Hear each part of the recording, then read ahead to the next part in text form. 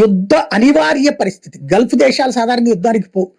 ఎన్నోసార్లు అటు ఇరాన్ తయారు చేసినటువంటి హౌతీలు లేదా ఇరాన్ తయారు చేసినటువంటి హెజ్బుల్లా వాళ్ళు, హమాస్ వాళ్ళు దుబాయ్ మీదనో సౌదీ అరేబియా మీదనో ఇట్లాగా ఆయా దేశాల మీదకి డ్రోన్ దాడులకు పాల్పడ్డారు. ఆ టైంలో 2 మిసైళ్ళు వేసేసి ఊరుకునే వాళ్ళు తప్పించి, ఎందుకంటే యుద్ధం ప్రారంభం అయ్యాక ఇటు నష్టం ఉంటుంది, అటు నష్టం ఉంటుంది.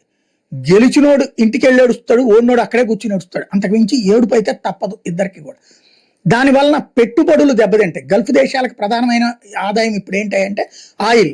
ఇప్పుడు ఆయిల్ వాడకం క్రమంగా ప్రపంచంలో తగ్గుతోంది, ఆల్టర్నేటివ్ సోర్సెస్ వైపుకి వెళ్తున్నారు. ఇట్లాంటి సందర్భంలో వాళ్ళు వ్యాపార వాణిజ్యాన్ని పెంచుతున్నారు. సింగపూర్ తరహాలో కన్సల్టెన్సీ దేశాల కిందకి మారాలని చూస్తున్నారు. ఇన్వెస్టర్లను పెద్ద ఎత్తున ప్రోత్సహిస్తున్నారు. ప్రపంచవ్యాప్తంగా ప్రతి దేశంలోనూ పన్నులు ఉన్నాయి. పన్నులు లేని దేశాలు గల్ఫ్ దేశాలు. కాబట్టి ఇప్పుడు అక్కడికి ఎగబడి వస్తున్నారు. ఇప్పుడు అక్కడ పెను విధ్వంసం సృష్టిస్తున్నది ఇరాన్. ఎడతెరిపి లేని దాడులు చేస్తుంది. 100ల కొద్ది మిస్సైళ్లు, 1000 కొద్ది డ్రోన్లతో 8 దేశాలు, ఖతార్ దగ్గర నుంచి, సౌదీ అరేబియా దగ్గర నుంచి, దుబాయ్ దగ్గర నుంచి, బహ్రెయిన్ దగ్గర నుంచి, ఒమన్ దగ్గర నుంచి అనేక దేశాల మీద కాల్పులు జరుపుతోంది, బాంబులు వేస్తోంది, పెను విధ్వంసం సృష్టిస్తోంది. ప్రజలు ప్రాణాలు అరచేత పెట్టుకుని పరుగులు పెట్టాల్సి వస్తుంది. ఇళ్లే మారుతున్నారా, రోడ్ల మీదకి వెళ్తున్నారా, బంకర్లలోకి పరిగెడుతున్నారా, బీభత్సం సృష్టిస్తోంది. ఇప్పుడు ఆ దేశాల పాలకులకు ఒక సమస్య వచ్చి పడింది.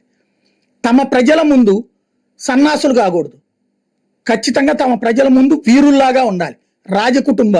రాజకుటుంబంలో దాడులు జరుగుతుంటే తప్పించుకు తిరిగేవాడు అసమర్థుడు. ఇప్పుడు ఖచ్చితంగా యుద్ధం చెయ్యక తప్పదు.